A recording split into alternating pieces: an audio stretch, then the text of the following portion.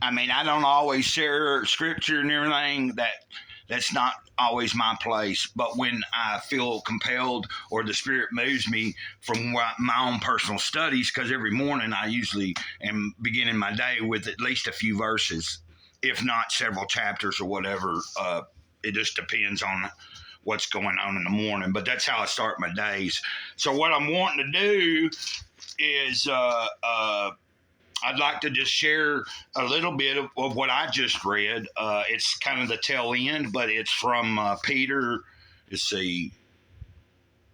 I guess it's First Peter, and I'm on chapter 4, and then I'll go back just a hair here. I'll start with verse 17. And it'll go to the end of the chapter there, which goes to verse 19. Basically, it's talking about it's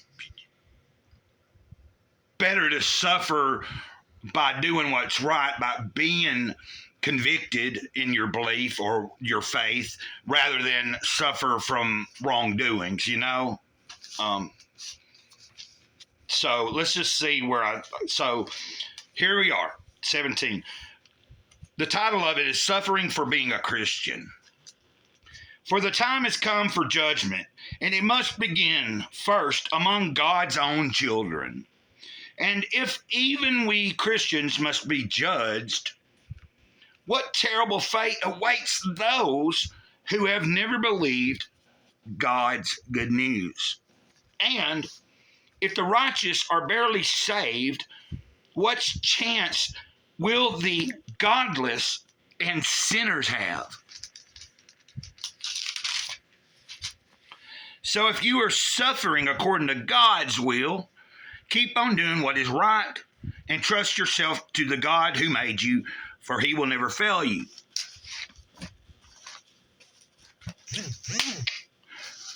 I don't claim to be any kind of preacher. I'm just old gray cloud here. I'm not trying to preach to anybody. I don't think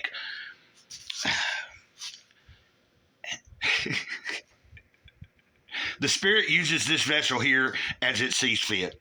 Sometimes the Spirit is speaking straight directly through me without any kind of text from a Bible or from another book.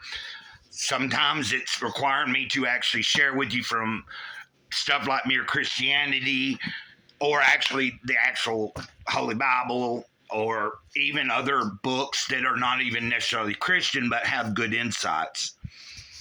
Because I'll just be honest with you, for a long time I have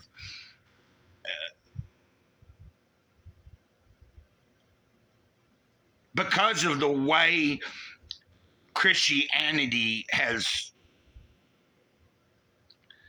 I don't know, man. Like I firmly believe that what Christ did was he didn't come here to set up some religion and call it Christianity. It's the people afterwards that did that.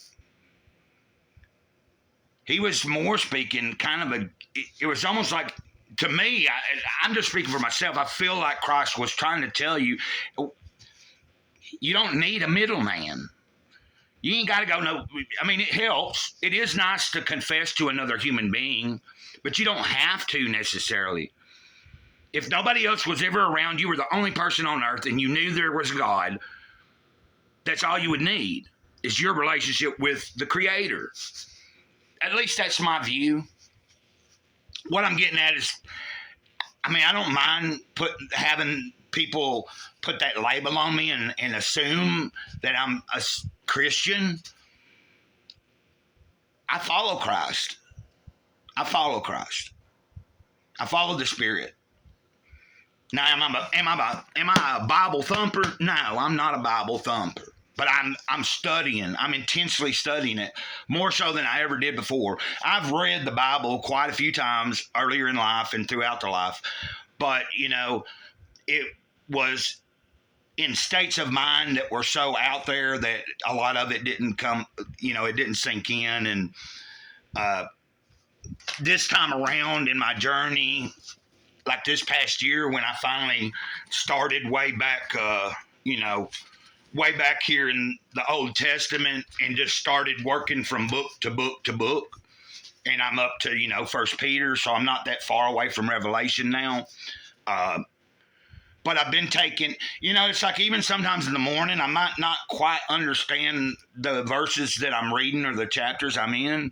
Well, I mean, I'm understanding the words, but I had a discussion with my friend the other day, how sometimes for me, and it's not just scripture, there's other things I've read, it's sinking in as I'm reading it, but the full aspect of it isn't always digested till later. It's like you soak it in, and in the process, unconsciously, I'm not even realizing that my brain is processing it. Sometimes it's later in the day, I realize, oh, or it might even be 2 weeks from now that a certain scripture I happen to read starts coming back into me, whether it be through a conversation from someone else and they bring up something and it reminds me of something I read in the Bible. You get what I'm saying? Like, I don't want to get into too much of my concern about some of the things here, in the sense that I always advise everybody to read anything with a grain of salt first. You have to learn discernment for yourself. So when you're taking something like the Bible, for instance, each individual has to come to it on their own understanding and their own comprehension of, what is in there. And then if you've come to know the Spirit will show you where, like if you have a question about why would that be in here, well, listen to the Spirit and what it tells you. People in church can tell you all day what it's supposed to mean. People, a pastor, a preacher. Now, I mean, I'm not saying I go to church. I've been going to church for over a year now, like an actual building called church. But I'll tell you this, like all my life, ever since I've stopped even questioning whether there was anything or not, or I never didn't think there wasn't a creator. I just didn't know what it was or what to believe, like I think I'd said before or in another video. But my point being is, even I know, like, even the guy up on behind the pulpit may have some things incorrect. It's like, for me, the whole message of Christ is, hey, why are you buying all this crap from these priests? Like, they're distorting things, and they were manipulating things. It was a money-making thing, It was about, they turned the love of God into a business. And it should be the other way around, that you're doing it solely, you're not doing it because you need to make money. If you're doing it for the right reason, God will make sure that you have what you need. Whether that be a paycheck or just the basic necessities. Maybe you don't ever have any money. But for me, I've never went without anything that I truly needed for any length of time. The only things I've went without a lot of times for any length of time was on my own choosing, But when it comes down to real needs, they've always been provided. Even in the worst times and the most worrisome times, something always comes through. But I'm going to leave it there. Until next time, Mr. Great Cloud, say to the earth, eternal moment, over and out, ditto.